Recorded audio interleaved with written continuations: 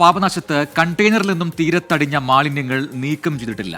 മാലിന്യങ്ങൾ പൂർണ്ണമായും നീക്കം ചെയ്യണമെന്ന് നിർദ്ദേശിച്ചിരുന്നുവെങ്കിലും ആ പ്രവൃത്തി പാതി വഴിയിൽ മുടങ്ങിപ്പോവുകയായിരുന്നു. ഇതോടെ ബീച്ചിലെത്തുന്ന ടൂറിസ്റ്റുകൾക്കും നാട്ടുകാർക്കും ഈ മാലിന്യം വലിയ കീറാമുട്ടിയായിട്ടുണ്ട്. ഒരു മാസം മുമ്പാണ് അപകടത്തിൽപ്പെട്ട കപ്പലിൽ നിന്നുള്ള കണ്ടെയ്നർ പാപനാശം തീരത്തടിഞ്ഞത്. കണ്ടെയ്നർ പൊട്ടി ഉള്ളിലുണ്ടായിരുന്ന പെട്ടികൾ തീരത്ത് ചിതറിയിരുന്നു. വെളുത്ത പ്ലാസ്റ്റിക് തരികൾ തീരത്തടിഞ്ഞത് തൊട്ടടുത്ത ദിവസം തന്നെ പോലീസിന്റെ നേതൃത്വത്തിൽ ശുചീകരിച്ചു.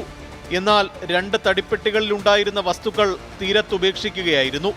പാപനാശം കടലിലേക്ക് ഒഴുകിയെത്തുന്ന നീരുറവകൾക്ക് സമീപമാണ് ഇത് ഉപേക്ഷിച്ചത്. പെട്ടിയിൽ നിന്നും ദുർഗന്ധം വമിക്കുന്ന പഞ്ഞി പോലെയുള്ള വസ്തു നീരുറവയിൽ കുന്നുകൂടി കിടക്കുകയാണ്.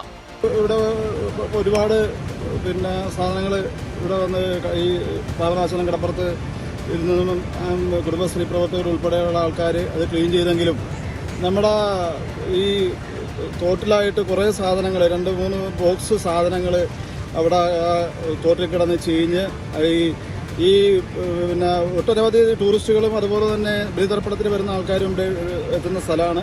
അവർക്ക് തന്നെ അത് വളരെയധികം അസഹ്യമായിട്ടിരിക്കുകയാണ്.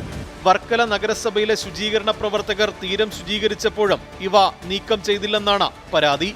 കപ്പലിൽ നിന്ന് വീണ വസ്തുവായതിനാൽ ഇവ നീക്കം ചെയ്യാൻ സാധിക്കില്ല എന്നായിരുന്നു ശുചീകരണ തൊഴിലാളികൾ അറിയിച്ചത്. പാപനാശം തീരത്തടിഞ്ഞത് ഏതുതരം മാലിന്യങ്ങളെന്ന് വ്യക്തമാക്കാൻ പോലും അധികൃതർ തയ്യാറായിട്ടില്ല.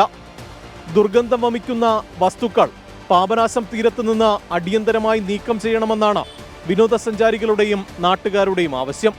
MG പ്രതീഷ്, 24, തിരുവനന്തപുരം.